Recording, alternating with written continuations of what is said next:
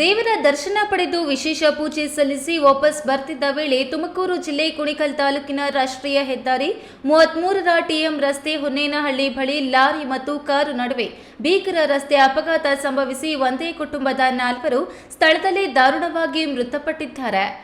ಮೃತ ವ್ಯಕ್ತಿಗಳು ಮಂಡ್ಯ ನಗರದ ವಾಸಿ ಕುಮಾರ್ ನರಸಿಂಹಸ್ವಾಮಿ 65 ವರ್ಷ, ಪತ್ನಿ ಕೆಆರ್ ಗಾಯತ್ರಿ 60 ವರ್ಷ, ಮತ್ತೋರ್ವ ಗಾಯತ್ರಿ ಸೇರಿದಂತೆ 4 ಮೃತಪಟ್ಟಿದ್ದಾರೆ.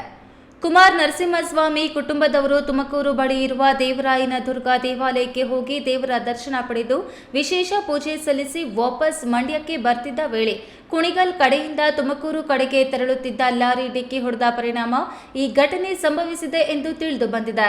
ಸ್ಥಳಕ್ಕೆ ಕುಣಿಗಲ್ ಪೊಲೀಸರು ಭೇಟಿ ನೀಡಿ ಪರಿಶೀಲನೆ ನಡೆಸಿದ್ದಾರೆ. Thimmaiah, A news TV, Tumakuru.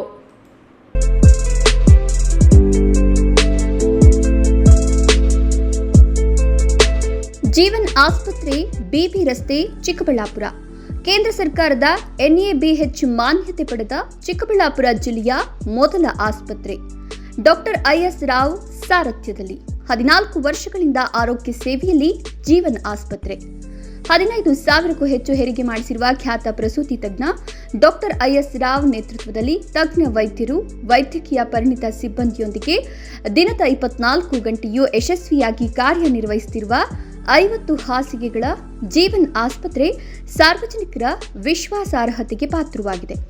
ಈ ಆಸ್ಪತ್ರೆಯಲ್ಲಿ ಪ್ರಸೂತಿ ತಜ್ಞರು, ಮಕ್ಕಳ ತಜ್ಞ ವೈದ್ಯರು, ಜನರಲ್ ಫಿಸಿಷಿಯನ್, ಶಸ್ತ್ರಚಿಕಿತ್ಸಾ ತಜ್ಞರು, ಮೂಳೆ ವೈದ್ಯರು, ENT ತಜ್ಞರು, ಮೂತ್ರಕೋಶ ತಜ್ಞರು ಹಾಗೂ ನರರೋಗ ತಜ್ಞರ ಸೇವೆ ಲಭ್ಯ ಇದೆ.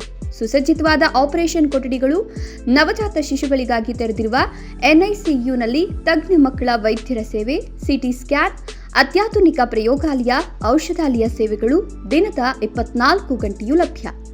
ಗುಣಮಟ್ಟದ ವೈದ್ಯಕೀಯ ಸೇವೆ ನಮ್ಮ ಆದ್ಯತೆ.